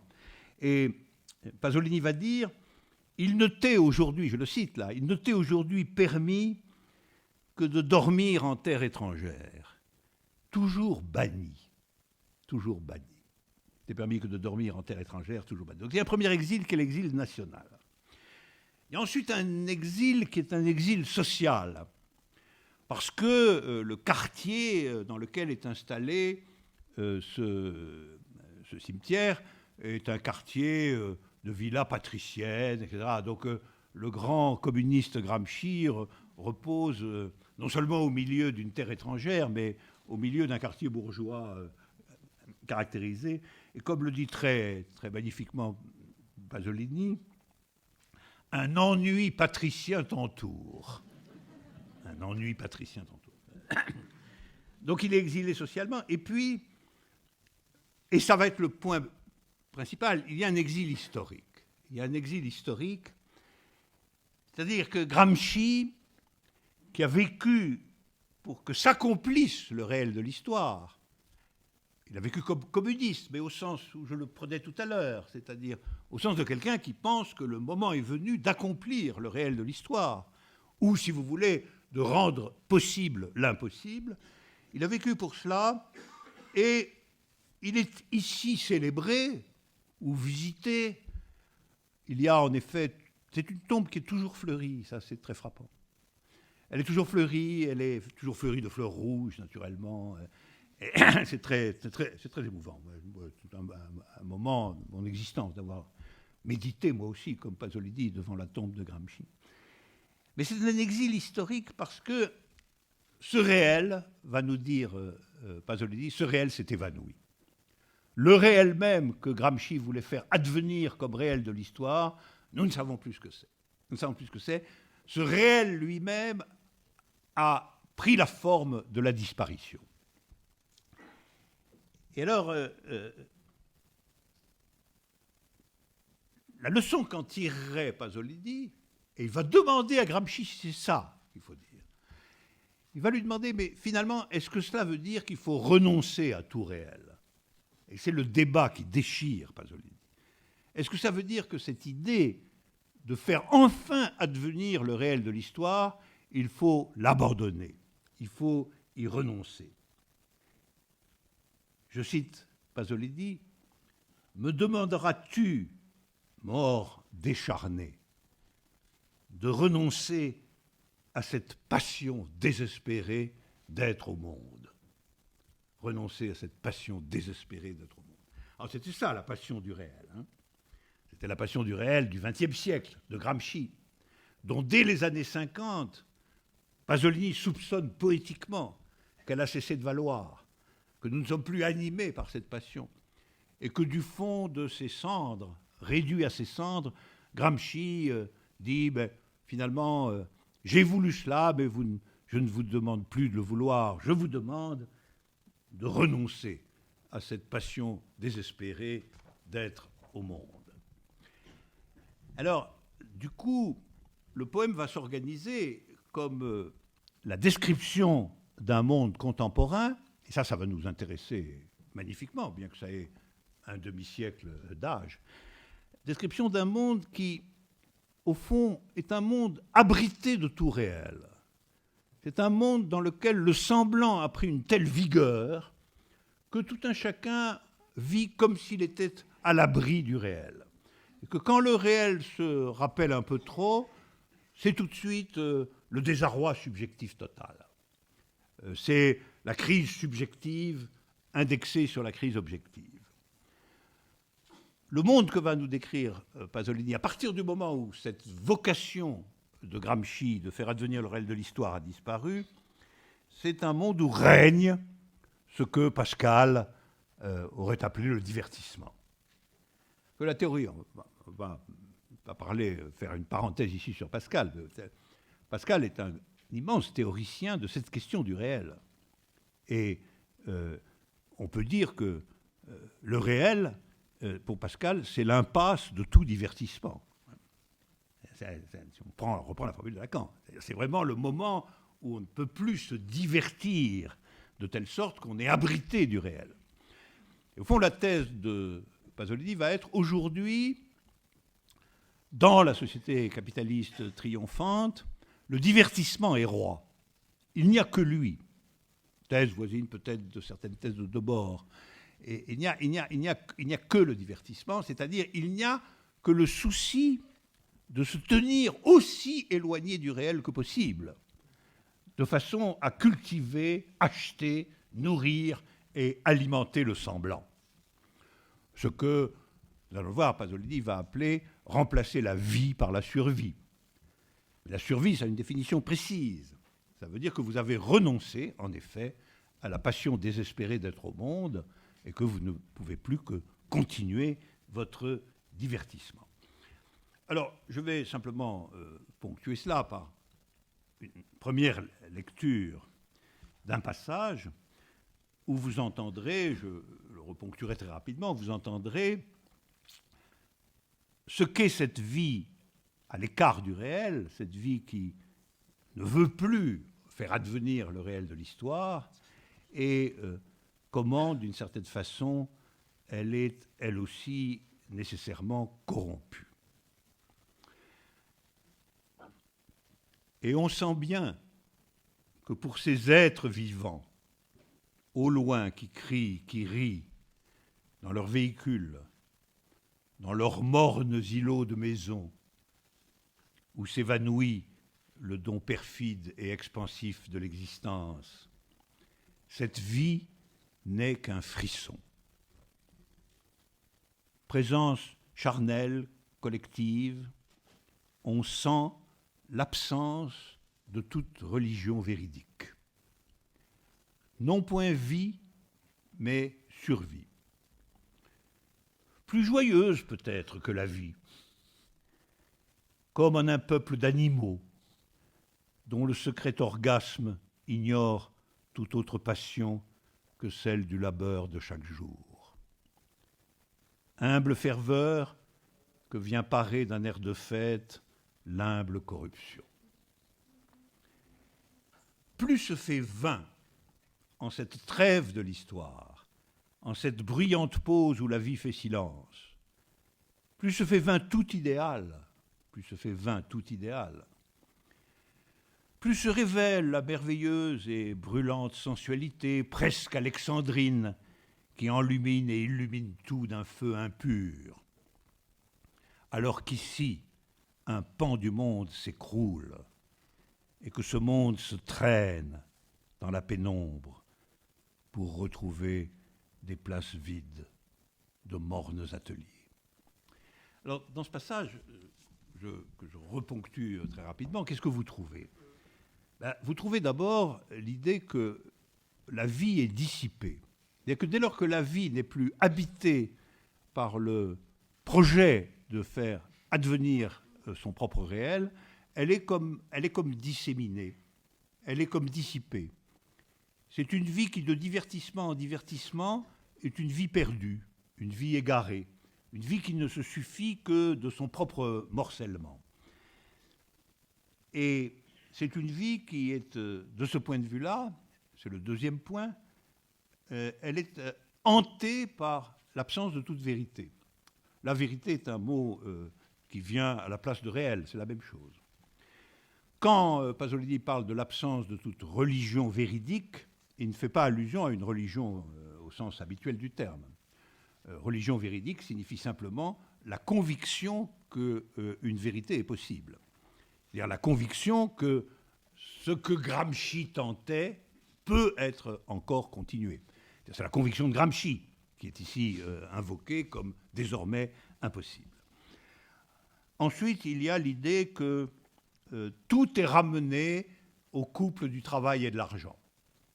Que le mode propre de cette dissipation de l'existence, c'est le règne absolu du couple du travail et de l'argent, à savoir le labeur de chaque jour d'un côté, l'humble ferveur, et de l'autre côté, l'humble corruption. C'est une expression admirable, l'humble corruption, parce que ça nous indique qu'il y a la corruption grandiose, la corruption spectaculaire, celle dont on nous donne de temps en temps le scandale. Mais ce n'est pas de celle-là qu'il parle. Ce qu'il parle, c'est du consentement général à ce qu'il en soit ainsi. Et ça, ce consentement général à ce qu'il en soit ainsi, le fait qu'en réalité, en définitive, tout le monde pense plus ou moins que ce qui est pas mal, c'est d'avoir tout de même l'argent nécessaire pour acheter ce dont on a envie, que ça, c'est la base même du monde tel qu'il est, ça, c'est l'humble corruption. C'est la corruption que nous partageons tous, plus ou moins, et dont le scandale des corruptions mémorables n'est que l'exception salvatrice. C'est-à-dire que si on donne en pâture de temps en temps, nous dit là, fait implicitement Pasolini, de grands corrompus, c'est parce que ce qui compte, c'est la petite corruption. C'est ça qui est essentiel. c'est le fait que chaque subjectivité soit en un certain sens achetée par ce qu'on lui propose de lui vendre. Et qu'on pourra sacrifier quelques grands corrompus pourvu que le système demeure. Les Chinois, qui sont des gens systématiques, en fusillent un de temps en temps de corrompus. Des gens plus déterminés. Mais tout le monde sait qu'il est nécessaire d'en fusiller quelques-uns pour que le système dans son ensemble, d'une corruption absolument inimaginable, demeure. Et donc c'est exactement ça. Et donc ce qui compte, on voit bien, ce qui compte, c'est l'humble corruption. Et puis alors, à la fin, il y a cette expression sur le fait qu'alors qu'un monde s'est écroulé, nous sommes dans cette trêve de l'histoire. Alors ça, c'est évidemment très important parce que c'est une question que nous pouvons nous poser vraiment, nous. Dans quel moment vivons-nous, après tout? Quel est notre site historique? Ce que proposait déjà de dire Pasolini, c'est que peut-être nous sommes dans un intervalle. Nous sommes dans un intervalle, c'est-à-dire qu'une première histoire n'est plus en état de faire valoir son réel. Gramsci est réduit à ses cendres. Lui-même nous dit « mais ne continuez pas ce que j'ai fait ». Et puis, peut-être que cependant, une autre histoire va commencer. Peut-être qu'autre chose advient, que nous sommes dans une autre figure de l'impasse de la formalisation, que c'est une autre étape, au-delà de l'arithmétique, si vous voulez. Qu'au-delà de l'arithmétique, on recommence à avoir un point d'impossible quelque part. Et à ce moment-là, on serait dans une trêve. On serait simplement dans un moment plat de l'historicité, entre quelque chose qui est révolu et quelque chose qui va apparaître, et que c'est la raison pour laquelle, finalement, nous nous traînons dans la pénombre pour retrouver des places vides. Description sévère, mais juste. C'est bien ce que nous faisons. Nous traînons dans la pénombre pour retrouver des places vides. Voilà, c'est ce que nous faisons, je veux dire, génériquement, sauf exception. Mais c'est ce que nous faisons tous d'un certain point de vue, parce que nous sommes tous, à un degré ou à un autre, dans l'humble corruption. Et dans l'humble corruption, vous ne pouvez faire que ça. Vous ne pouvez que continuer à être dans l'humble corruption en vous traînant pour trouver la place où vous allez pouvoir vous installer. C'est-à-dire le petit coin vide dans lequel vous allez pouvoir installer votre humble corruption. Vous allez pouvoir vous installer, quoi. Mais il faut bien s'installer. Vous voyez, l'idée de Pasolini, c'est qu'est-ce que c'est que s'installer quand on a perdu toute conviction quant à la possibilité de faire advenir le réel de l'histoire. C'est ça que tente de décrire le poème. C'est-à-dire, s'il n'y a plus, dans son langage, aucune religion véridique, alors que signifie vivre? Que signifie s'installer dans l'existence? S'installer dans l'existence, c'est gérer, d'une manière ou d'une autre, l'humble corruption. Voilà. Et alors, tout cela va conduire le poème, qui est immense, hein, vous le lirez en son entier, il est magnifique, splendide, extraordinaire, va conduire vers sa conclusion, que je vous lis, et qui va préparer la mienne. La vie, alors vous allez reconnaître tous les thèmes que nous avons déjà évoqués. La vie est bruissement, et ces gens qui s'y perdent la perdent sans nul regret puisqu'elle emplit leur cœur. On les voit qui jouissent en leur misère du soir. Et, puissant chez ces faibles, pour eux, le mythe se recrée. Mais moi, avec le cœur conscient de celui qui ne peut vivre que dans l'histoire, pourrais-je désormais œuvrer de passion pure, puisque je sais que notre histoire est finie. Voilà la fin du poème, où Pasolini tranche, en définitive, à sa manière à lui, sur le fait que l'histoire est finie, non pas du tout parce que cette histoire aurait comblé les vœux des hommes, mais tout au contraire parce que l'impuissance à les combler est actuellement ce qui s'est installé. Et que, par conséquent, la subjectivité fondamentale que le monde exige de nous, c'est une subjectivité de renoncement. Il nous faut absolument renoncer à quelque chose, pour pouvoir nous tenir comme de bons citoyens devant la scintillation du marché mondial. Voilà.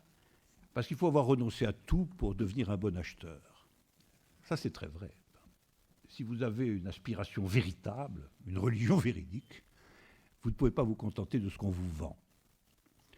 Donc vous ne serez pas le bon acheteur dont la machine a besoin. La machine a absolument besoin. Et c'est au fond ce que nous raconte Pasolini. Et il se demande si lui, il va pouvoir encore faire quelque chose. Œuvrer de passion pure. Alors nous retrouvons la passion du réel de nouveau.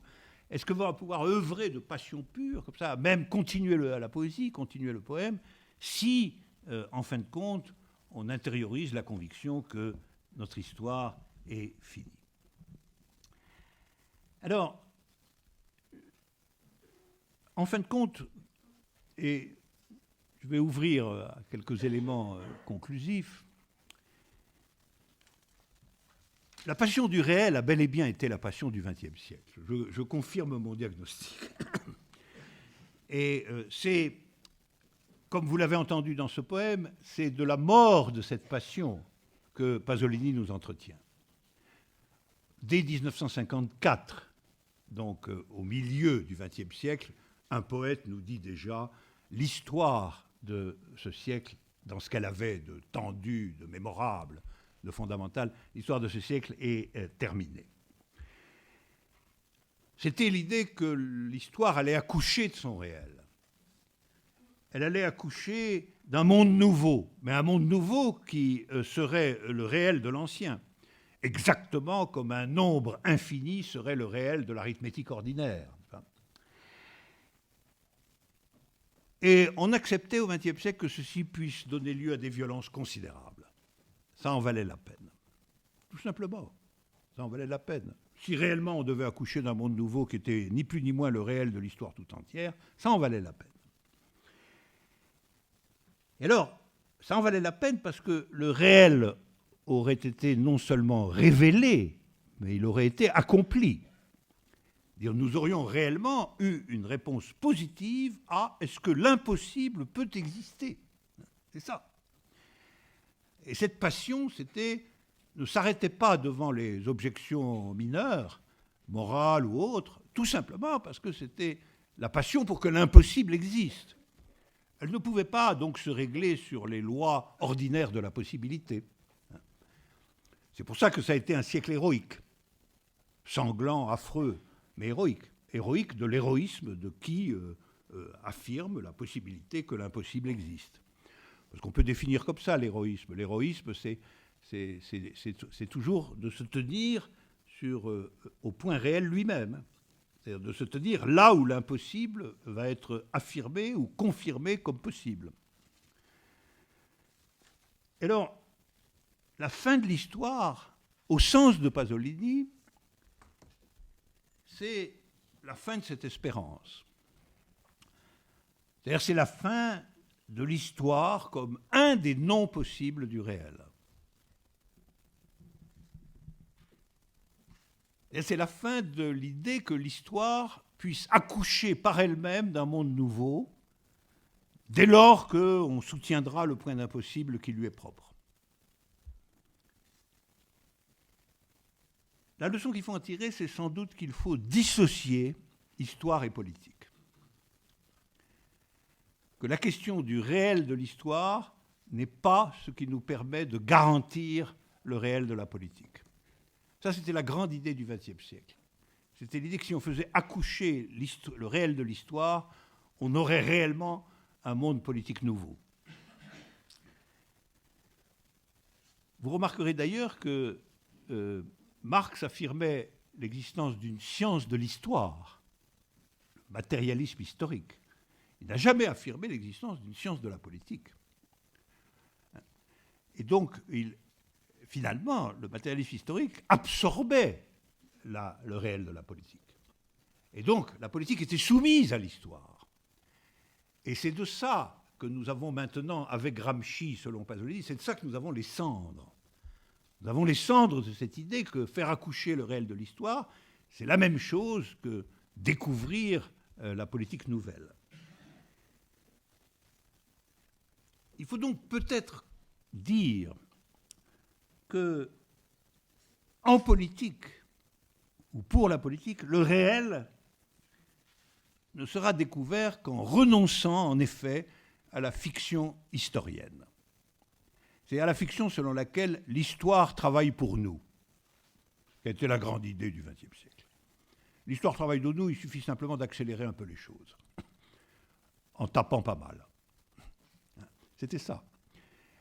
Et si l'histoire ne travaille pas pour nous, c'est s'il n'y a pas de relation organique entre le réel de l'histoire et l'épanouissement ou le développement d'une politique de l'égalité, comme ça, alors il y a quand même la nécessité d'un renoncement, et nous devons simplement répondre positivement à la question de Pasolini. Et Pasolini nous dit, si l'histoire est finie, est-ce que je peux encore œuvrer avec une passion pure? Eh bien, on répondra oui.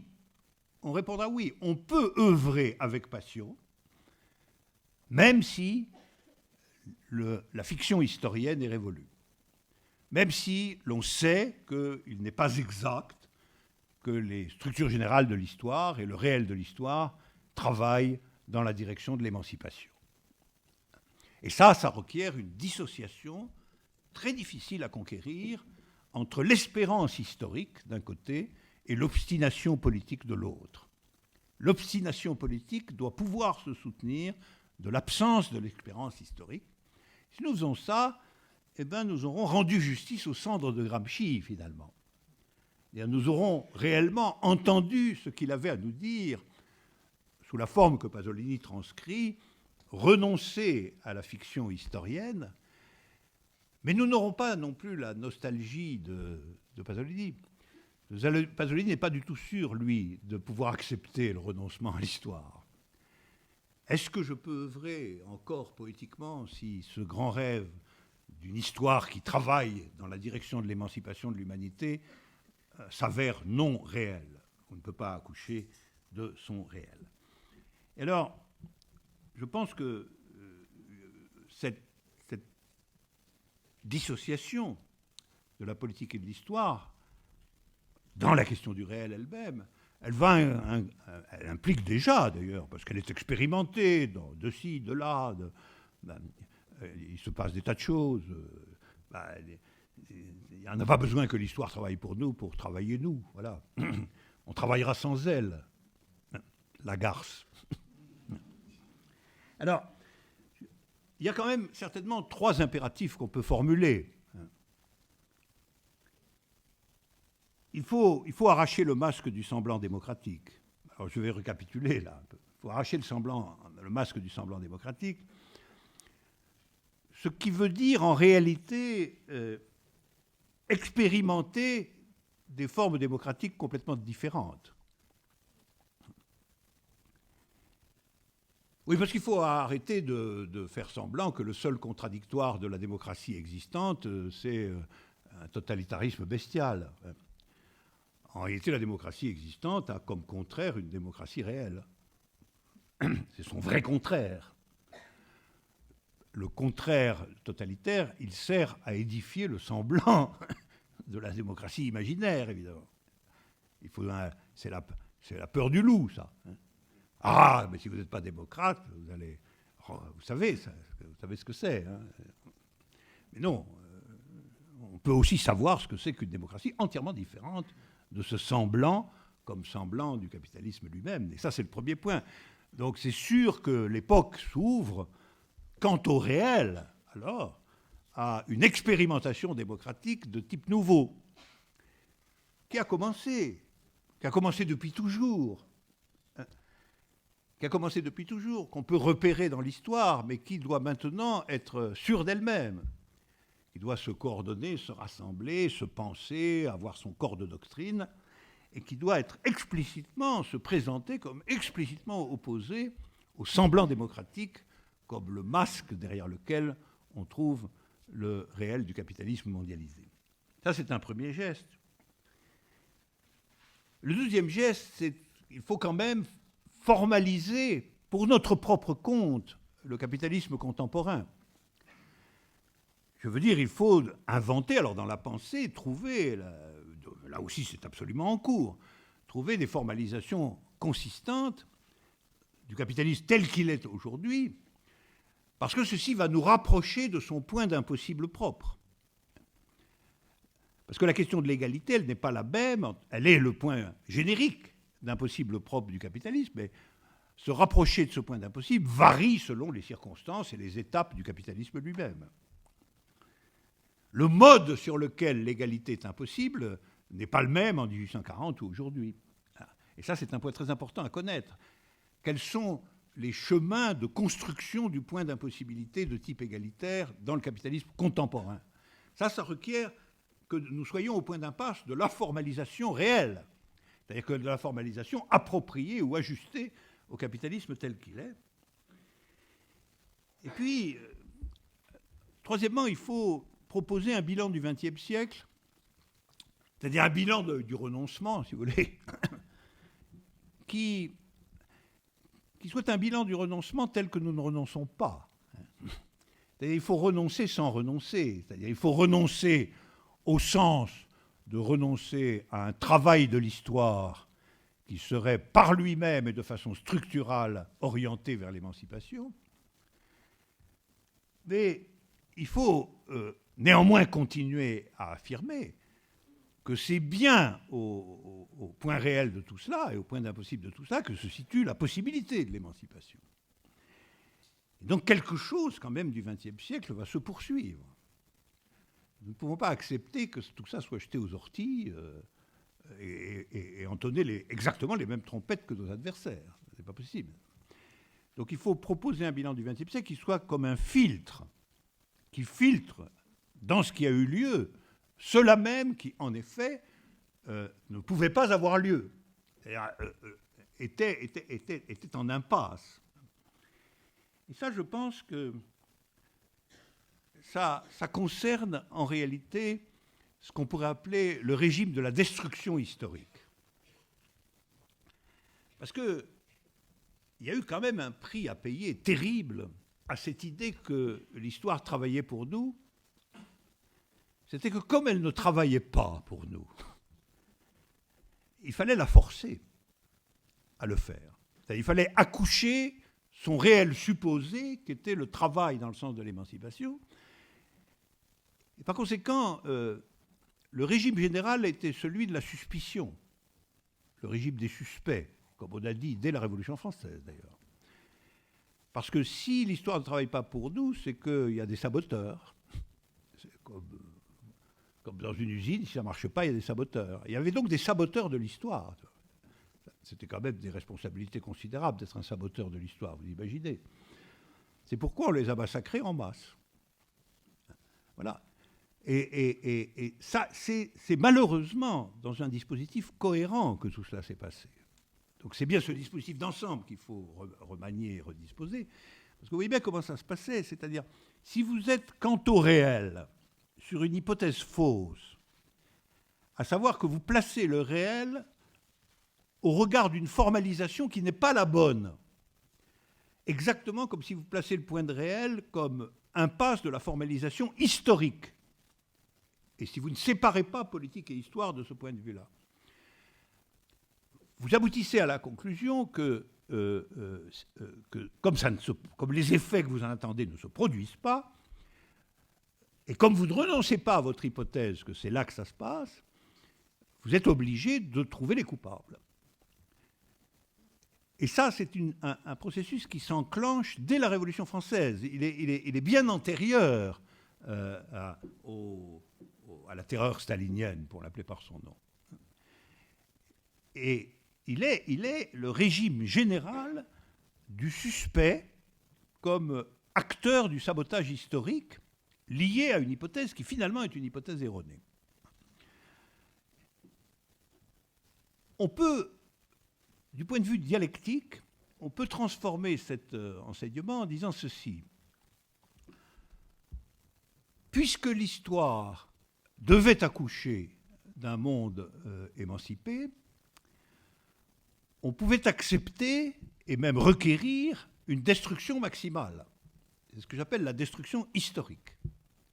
puisque c'était l'histoire qui devait accoucher, il n'y avait pas de problème à ce que les destructions soient à échelle de l'histoire. Vous comprenez? Donc, on ne reculait pas devant des destructions qui étaient des destructions de caractère véritablement phénoménal, historique. Et la dialectique a suivi. La dialectique a suivi sous la forme suivante, qui est que la négation porte l'affirmation. Une conviction très, très ancrée dans le XXe siècle. La critique, la destruction portent en elles-mêmes l'affirmation. Et les données du monde émancipé surgiront de la destruction du vieux monde. C'est aussi pour ça que la destruction du vieux monde occupait une place énorme et que la lutte était infinie, interminable. Donc je pense qu'il faut remplacer cette dialectique par une dialectique affirmative. Alors ça, on ne va pas trop s'attarder là-dessus, c'est un problème théorique compliqué, mais il faut renoncer à l'idée que la négation porte l'affirmation. Ça, c'était lié à l'idée d'un accouchement forcé de l'histoire. En réalité, on l'a vu au XXe siècle, la négation porte la négation, d'abord. Et elle engendre d'autres négations. Et en réalité, il faut dire que la négation, l'usage de la négation doit être sévèrement contrôlé par une affirmation préalable.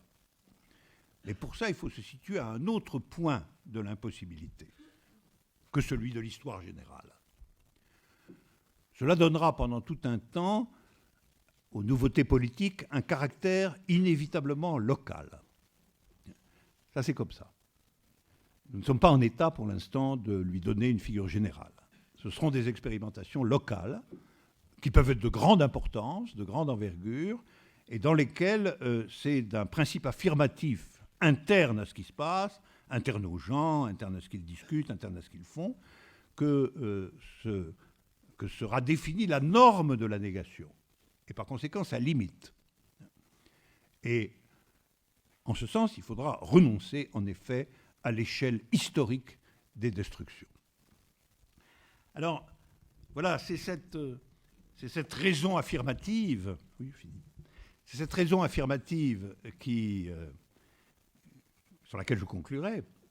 Et je crois que c'est elle dont Pasolini fait le portrait dans d'ailleurs un autre poème. Un poème qui s'appelle, alors là, il est à lire parce que c'est un titre qui peut nous plaire. C'est un poème qui s'appelle Victoire. C'est tellement rare.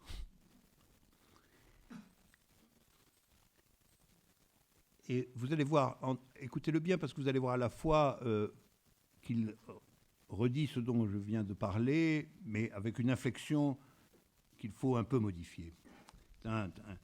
Il parle de celui qui essaie de garder la passion du réel dans les conditions nouvelles de ce que Pasolini appelle la fin de l'histoire. Voilà, il est orphelin de l'histoire et cependant il essaie de garder la passion du réel. Héros, alors je le cite, héros désormais déchiré, il ne trouve plus désormais la voix qui touche le cœur. Il s'en remet à la raison, qui n'est pas la raison, mais plutôt la sœur triste de la raison, celle qui cherche à saisir ce qu'il y a de réel dans le réel. Celle qui cherche à saisir ce qu'il y a de réel dans le réel, avec une passion qui se refusera tout extrémisme. Voilà. Alors, voilà, c'est ce qu'il nous faut, cela. Cette raison qui fait le deuil de l'historicité favorable, qui demeure cependant dans la passion du réel et qui cherche à saisir ce qu'il y a de réel dans le réel, qui cherche dans l'expérimentation politique locale à saisir ce qu'il y a de réel dans le réel et qui se garde de l'extrémisme destructeur.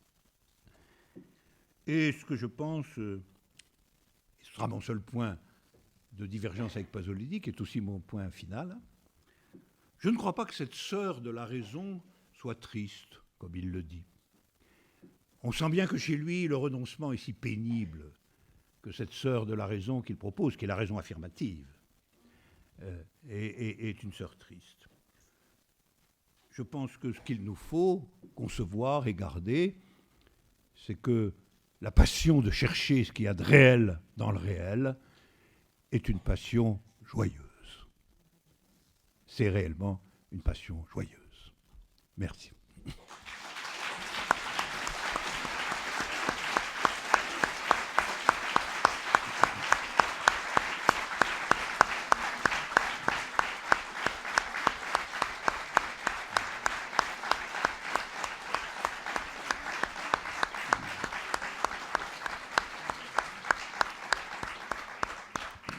Merci, cher Alain Badiou, pour cette magnifique leçon. Comme vous le voyez, il est 19h, il est donc trop tard pour des questions, mais après tout, nous avons là finalement inventé ensemble une formule qui n'est pas familière à Cité Philo, mais qui est celle de la belle conférence.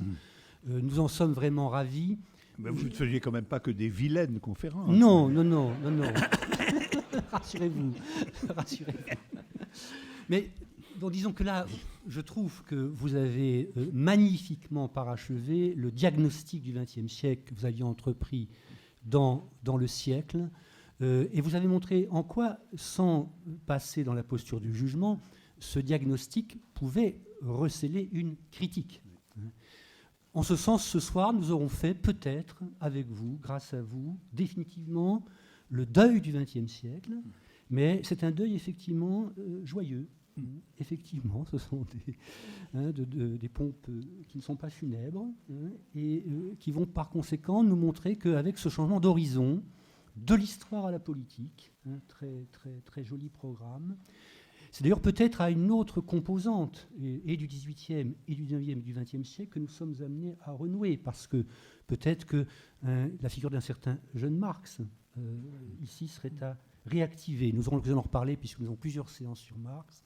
Encore une fois, merci Alain pour cette très belle conférence. Merci à vous tous.